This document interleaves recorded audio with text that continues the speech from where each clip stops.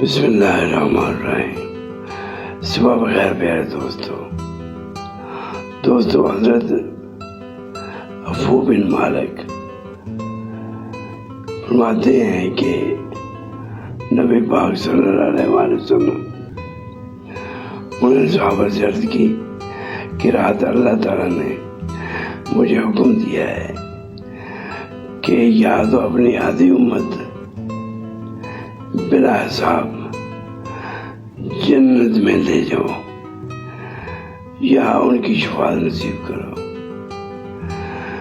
تو محبوب پاک صلی اللہ علیہ وسلم نے صحابہ کو فرمایا کہ صحابہ میں نے شفاعت قبول کی ہے کہ میں اپنے مسلمان امتی جو ہیں ان کی شفاعت کروں گا۔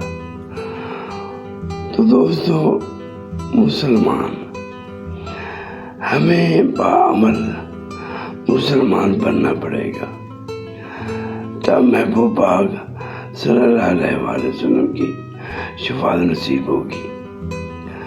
کلمہ پڑھنے کے بعد انسان مسلمان ہو جاتا ہے، لیکن کلمہ طیبہ پہ عمل کرنا فرض ہے۔